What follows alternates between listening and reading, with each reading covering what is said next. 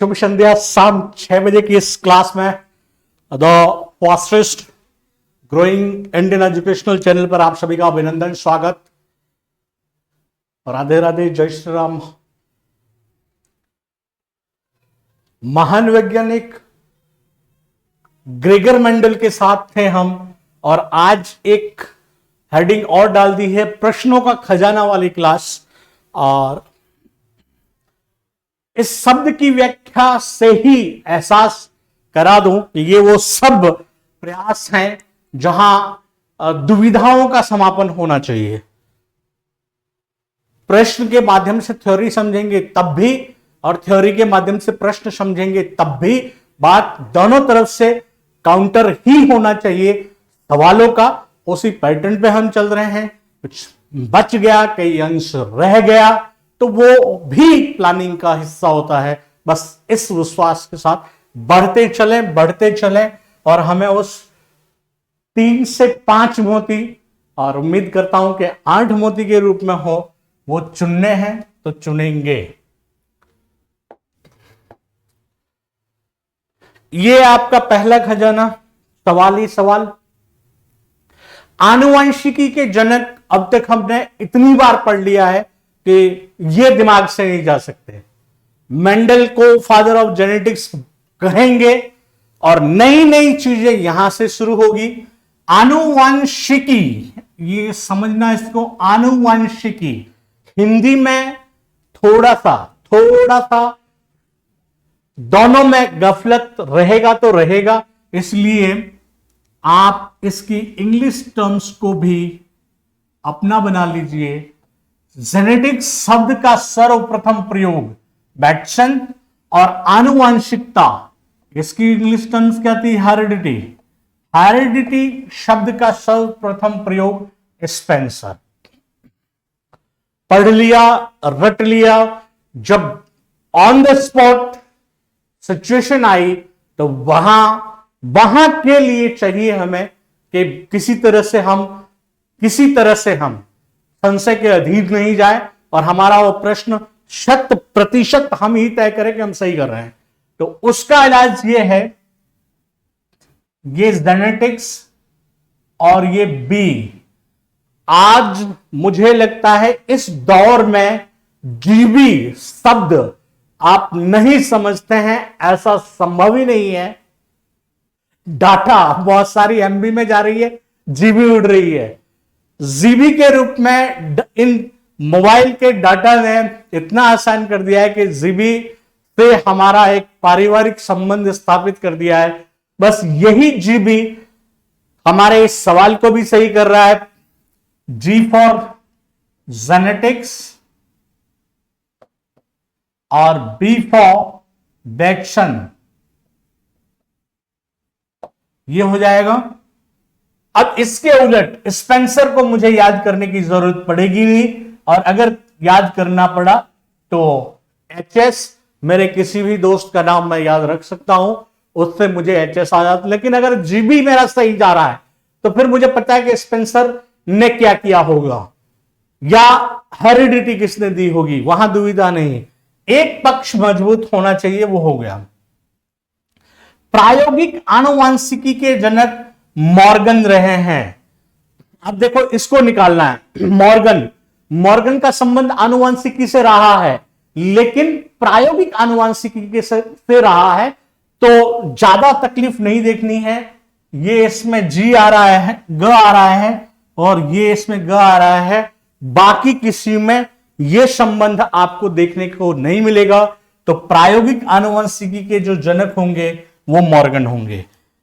आनुवंशिक अभियांत्रिकी, GE, genetic engineering जो है वो पॉल बर्ग ने दी।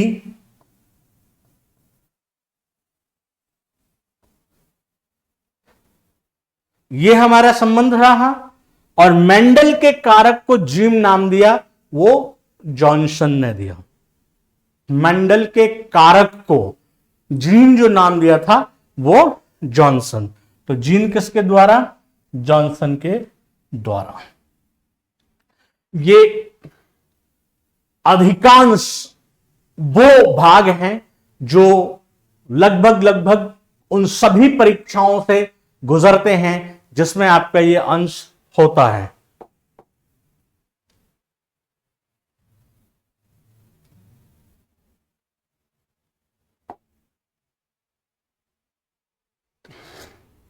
मेंडल के प्रयोगों को ब्रून सोसाइटी ऑफ नेचुरल हिस्ट्री के सामने प्रस्तुत किया गया था। यह उनकी खोज के तुरंत बाद यह घटना हो चुकी थी।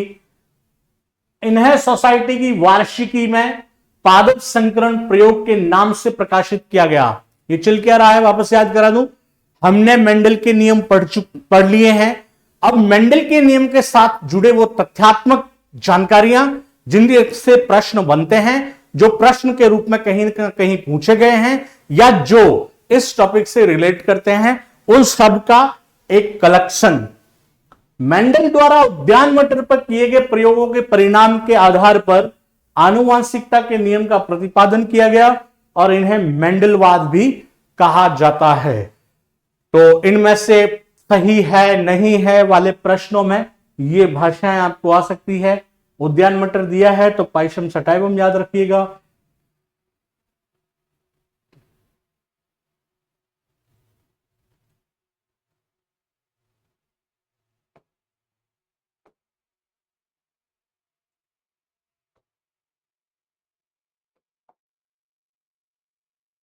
गुणसूत्र और उनके जीन्स की पुनर्व्यवस्था के कारण संततियों में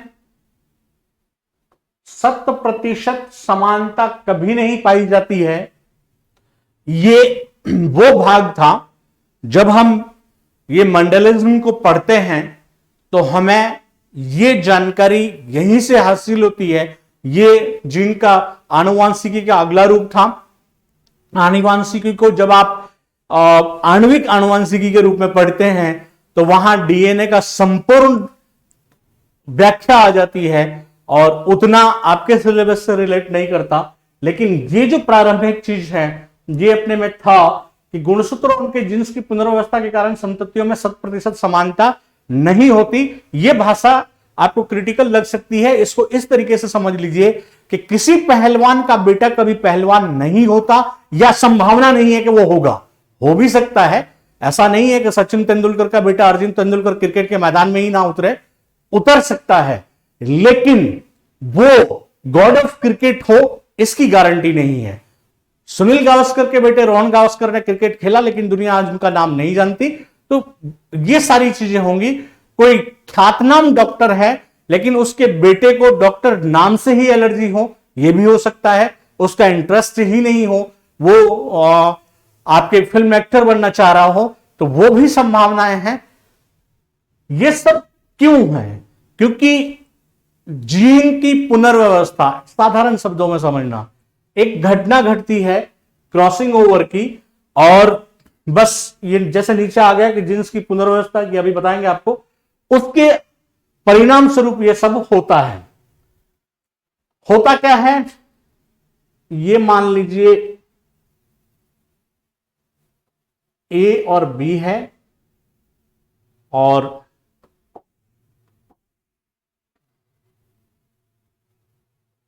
ये ए और बी है।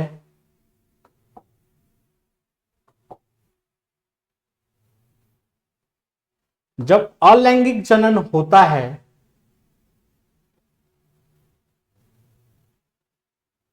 तब ये नहीं देखे जाते, लेकिन जब लैंगिक जनन होगा तो ये देखा जाता है।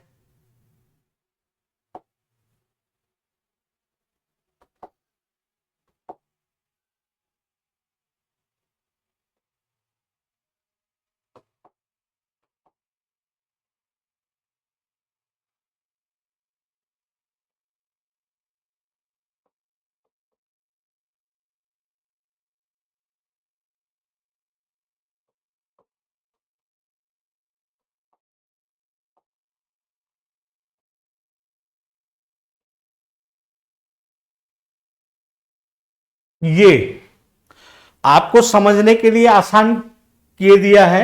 जीन की व्यवस्था चित्रात्मक रूप से हम आपको बताएंगे।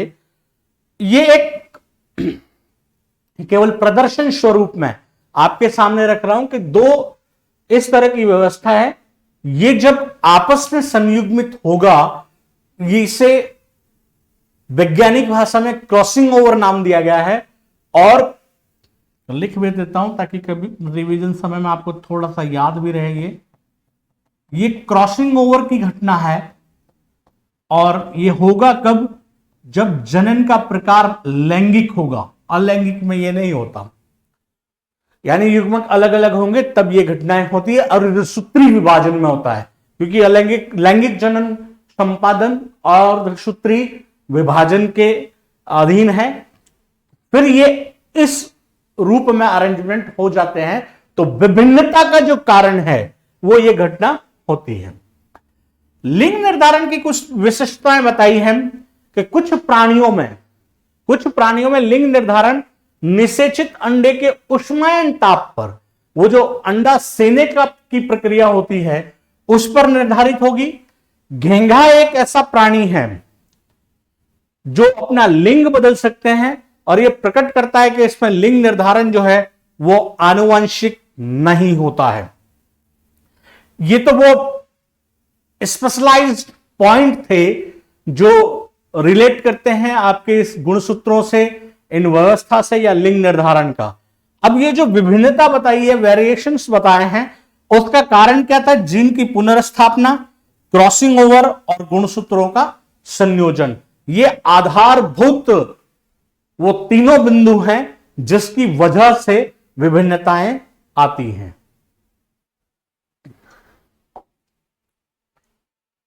अब विभिन्नताओं के प्रकार, किस प्रकार की विभिन्नताएं संतति में हो सकती है वो देखना है।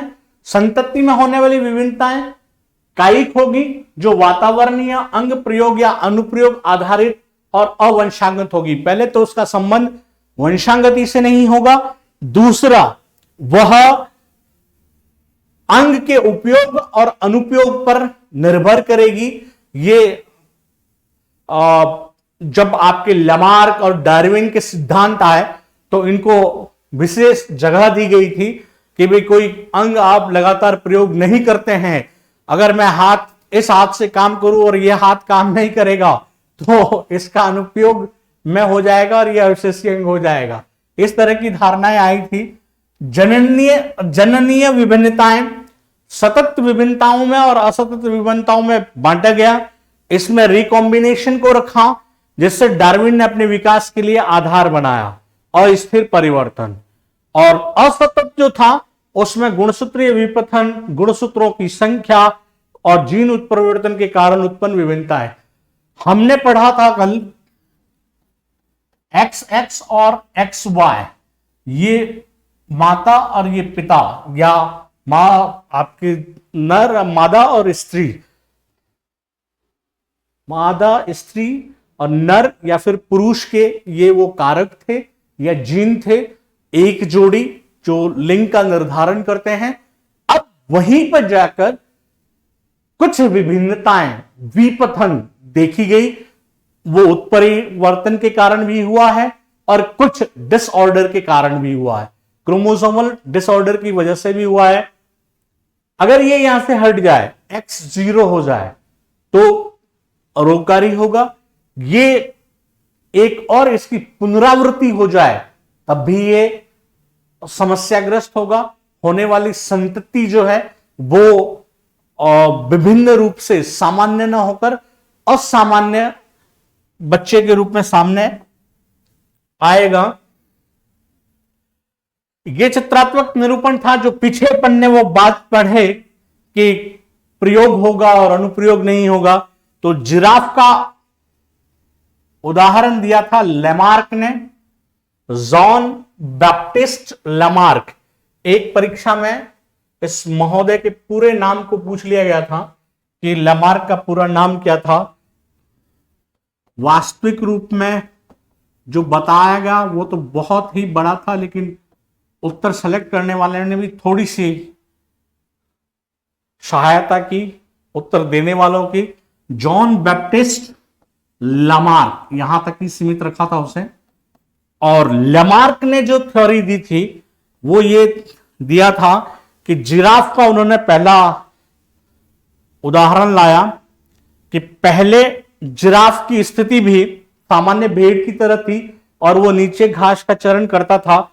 उसके बाद जैसे जैसे ये घास विलुप्त हुआ और उसे उच्च आपकी झाड़ी और शाख पे डिपेंड करना पड़ा, तो इसकी गर्दन बढ़ती गई और धीरे धीरे ये गर्दन की लंबाई बढ़ती चली गई, क्योंकि इसका उपयोग जो था वो लगातार होता रहा। और बहुत सारे यहां पर ऐसी बातें भी आई थी कि सांप के पैर इसलिए विलुप्त हो गए क्योंकि वो रेंगता था, उसकी जरूरत नहीं पड़ी। और यदि कोई अंग लगातार प्रचलन में नहीं आएगा तो वो अंग विलुप्त प्राय हो जाएगा। लेकिन वैज्ञानिक तो वैज्ञानिक है साहब। विजमैन नाम के एक वैज्ञानिक के दिमाग में कुछ खुरापातें संचालित हुई। उन्होंने एक चूहे की पूंछ को लगभग 20 से 22 पीढ़ियों तक काटते चले गए और साबित कर दिया कि यदि ऐसा होता तो एक ना एक पीढ़ी तो प्राप्त होती जहां ये पूंछ विहीन आना चाहिए था। फिर दूसरा एक और तथ्यात्मक उन्होंने सामने दिया कि एक पुरुष अपने जीवन में हमेशा हमेशा अपने दाढ़ी के बाल को बनाता रहता है, लेकिन उसकी अगली पीढ़ी में ये बिल्कुल विलुप्त होकर आए, ऐसा संभव आज दिन तक हुआ नहीं है। तो लैमार्क की बातें बहुत जल्दी कट गई थी। ये अभी जो रिकॉम्बिनेशन आपने पढ़ा था, डार्विन ने इसको कहा, ये हमने एक साधारण चित्र से बता रखा था वहां पे। ये गुणसूत्र की वास्तविक पोजीशन है, इस तरह से इनका एक्सचेंज होगा और वो रिकॉम्बिनेशन में जाएगा। फिर तीसरा जो गुणसूत्रीय विपथन पढ़ा था, तो गुणसूत्रीय विपथन में वापस हम इसको देख सकते हैं कि एक्स एक्स नॉर्मल ये होना चाहिए था और टर्नर सिंड्रोम के रूप में एबनॉर्मल ये होगा यदि इसकी स्थिति बदल गई और एक एक्स विलुप्त हो गया। वहां एक्स वाई ये नॉर्मल है और एक्स एक्स वाई के रूप में यदि ये आ जाए, एक की पुनरावृत्ति हो जाए, तो ये एबनॉर्मल क्लाइनफेल्टर सिंड्रोम के रूप में होगा और ये एबनॉर्मलिटी होगी या गुणसूत्र विपथन होगा। तो इस तरह से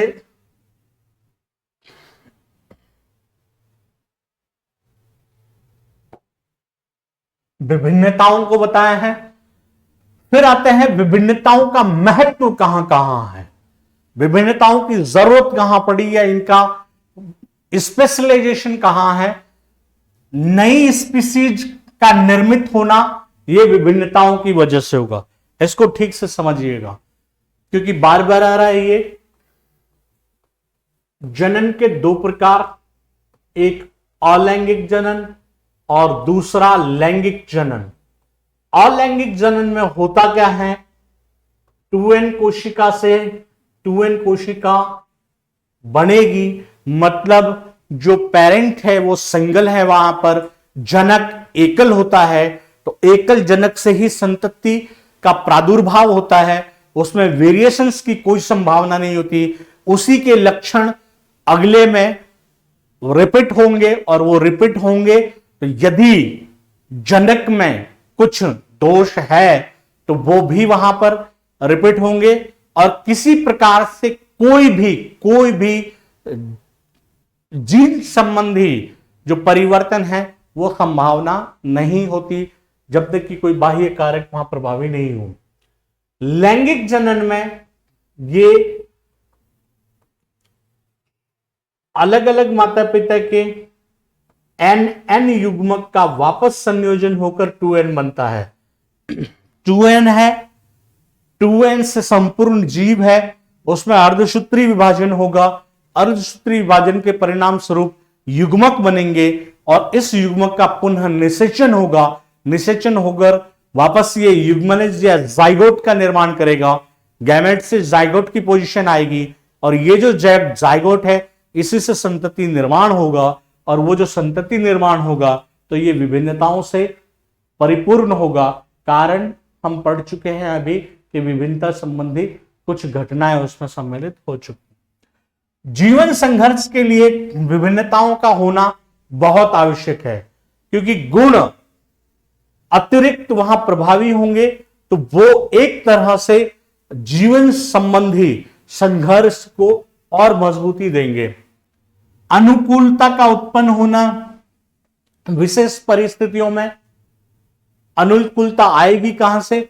उनके जनक में वो मौजूद होता है, और जनक से गुण जो ट्रांसमिट होंगे या स्थानांतरित होंगे तो वो एक तरह से आनुवांशिक रूप से इस अनुकूलता को प्रदान करते हैं।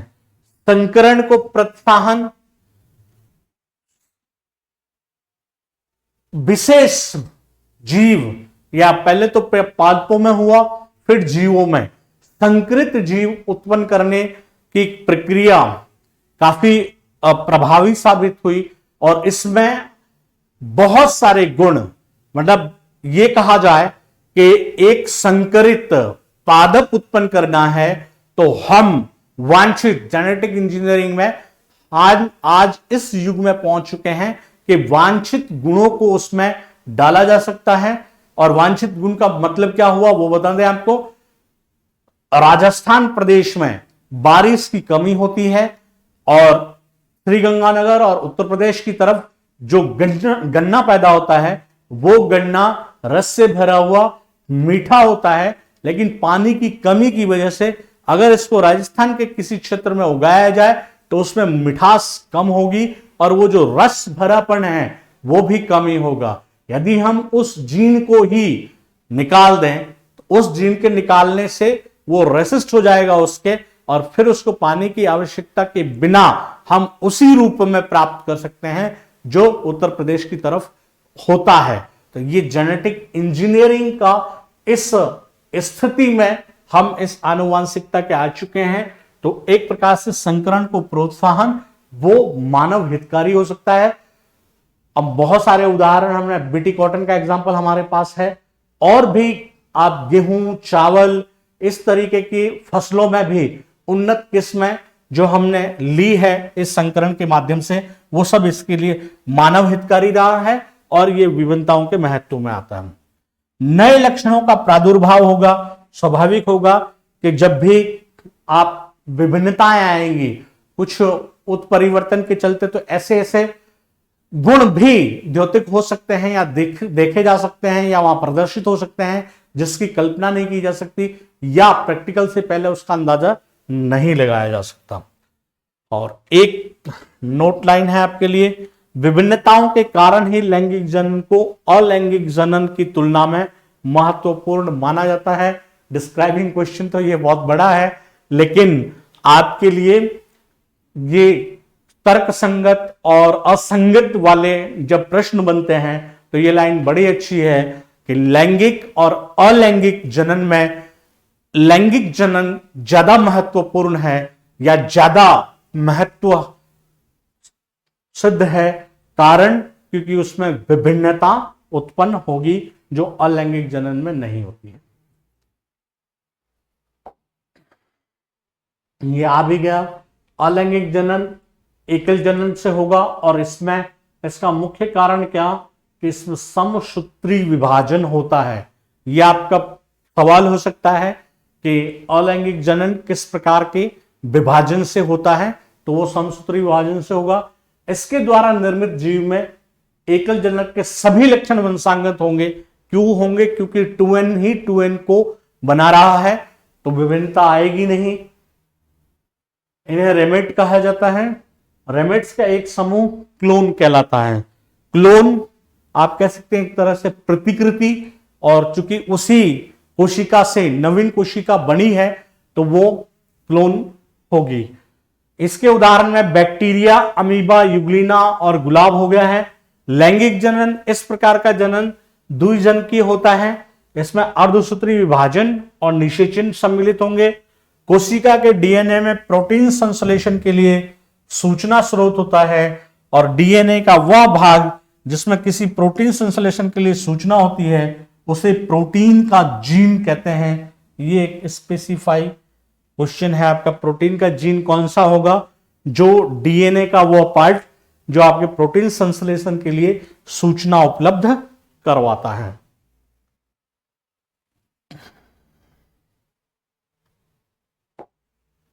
मेंडलिज्म से रिलेटेड ऑल पार्ट्स जो प्रश्न के रूप में मुखातिब हो सकते हैं,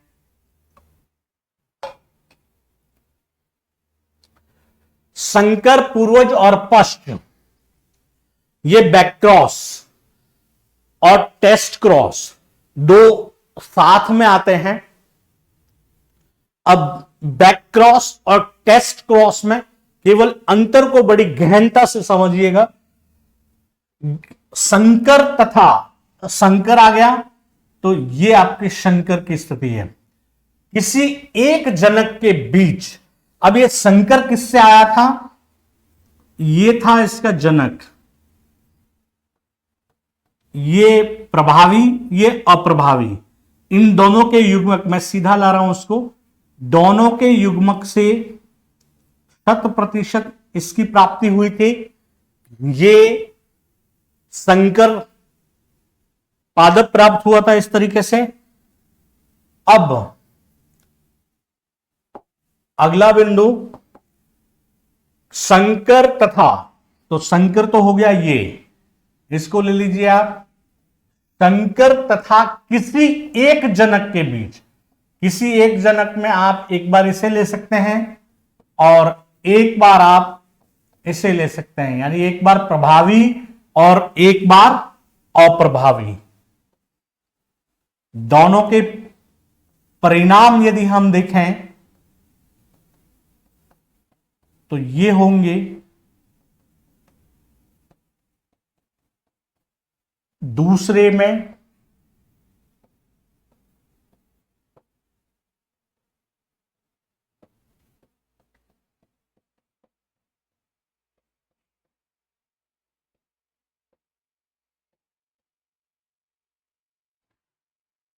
यहां पर 50% शुद्ध और 50% संकर पादप की प्राप्ति हो रही है। उधर 50% संकर और 50% अप्रभावी या अशुद्ध या बौने। प्रश्न आपका यह था संकर तथा उसके किसी एक जनक के बीच क्रॉस करवाने की प्रक्रिया। अब आपको जिस रूप में पूछा जा सकता है उसकी प्रोबेबिलिटी यह है कि शंकर तथा उसके किसी एक जनक के बीच क्रॉस करवाने की प्रक्रिया को कहते हैं। आपका उत्तर होगा पश्च संकरण, आपका उत्तर हो सकता है संकर पूर्वज, आपका उत्तर हो सकता है बैक क्रॉस। जो भी आपके उत्तर में दे रखा है बहुविकल्प में से आपको चुनना है। प्रक्रिया क्या, यदि अंदर से सवाल आ जाता है तो आपको पता हो संकर ये इस तरीके से प्राप्त किया अपन ने, और उसके किसी एक जनक का मतलब या तो इससे या इससे। अगर इससे लेते हैं तो 50% शुद्ध और 50% संकर, उससे लेते हैं तो 50% अप्रभावी और 50% शंकर की प्राप्ति हो जाएगी।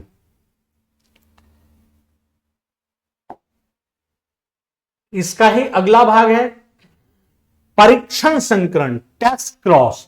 टेस्ट क्रॉस में F1 पीढ़ी के संकर का, बात यहां पर भी वही है, F1 पीढ़ी के संकर का उसके अप्रभावी जनक के साथ, ये उसका अप्रभावी जनक है, क्रॉस करवाने की प्रक्रिया। अगर अप्रभावी जनक के साथ क्रॉस करवाएंगे तो हम इसे अभी प्राप्त कर चुके थे।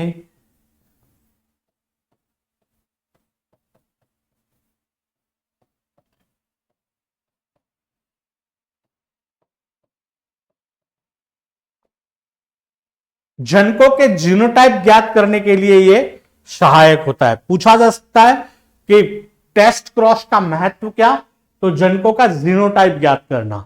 और एक बार इससे एक स्पेसिफाई क्वेश्चन वापस देख लीजिए। आपके बैक क्रॉस में यह कहा था कि ये जनक और उसका क्रॉस किसके साथ, उसके किसी भी जनक के साथ, मतलब ये शंकर और शंकर का क्रॉस जो था उसके किसी जनक के साथ होगा, ये बैक क्रॉस। टेस्ट क्रॉस में कह रहे हैं कि जो F1 पीढ़ी है उसके शंकर का, ये F1 पीढ़ी का शंकर और उसका क्रॉस किसके साथ, अप्रभावी के साथ। तो यहां एक भाषा आती है वो ये कि टेस्ट क्रॉस तो बैक क्रॉस हो सकता है, बैक क्रॉस टेस्ट क्रॉस हो सकता है, इसको इस तरीके से समझिएगा, बैक क्रॉस टेस्ट क्रॉस हो सकता है, लेकिन टेस्ट क्रॉस जो है वो कभी बैक क्रॉस नहीं होगा।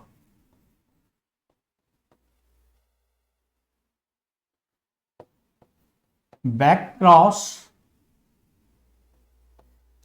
हमेशा टेस्ट क्रॉस हो सकता है,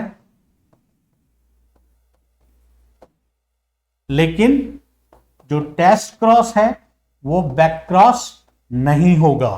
क्यों नहीं होगा?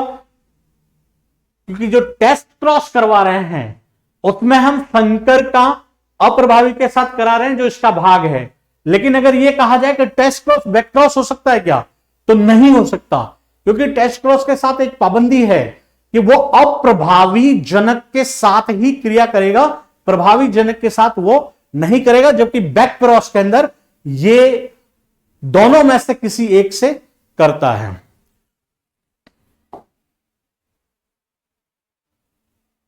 और अब है आपके मेंडल नियम के दो बड़े अपवाद।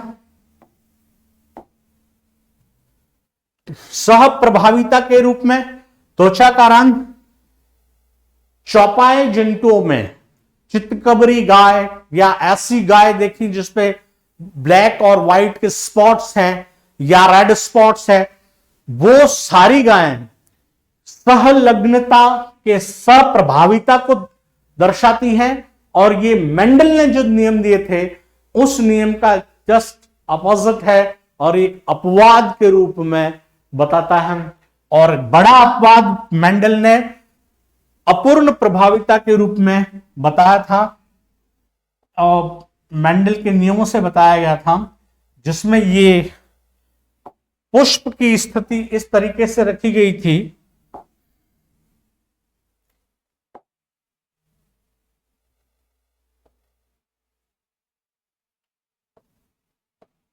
लाल पुष्प का क्रॉस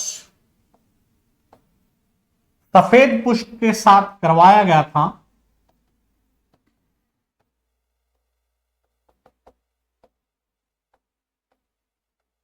और इसकी जो F1 पीढ़ी बनी थी उस F1 पीढ़ी में संभावना यह होनी चाहिए थी कि लाल पुष्प आता, लाल नहीं हो सकता है उत्परिवर्तन के जरिए हम दो पल के लिए मान बैठे कि सफेद ही आ जाता, लेकिन दोनों में से ऐसा कुछ भी नहीं हुआ। और पुष्प का जो रंग आया था वो पिंक आया या गुलाबी आया, पिंकी या पिंकिश वहां कलर दिखा।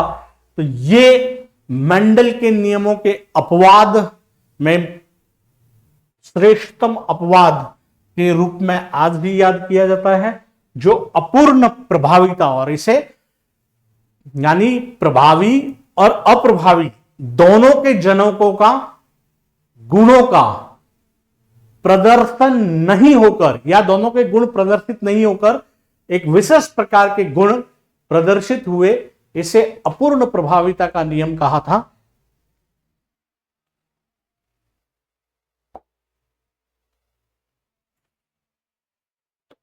इस तरह से आज की क्लास के अंदर हम इस आनुवंशिकता रिलेटेड मैक्सिमम वो सारे अंश कवर कर चुके हैं जहां से हमारे स्तर का प्रश्न हो सकता था। मिलते हैं जैव विकास या उद्ध विकास की कक्षा के रूप में इस यूनिट का अंतिम, इस टॉपिक का अंतिम खंड लेकर आप सभी को विशेष शुभकामनाएं, चयन की अग्रिम शुभकामनाएं। जय हिंद, जय भारत।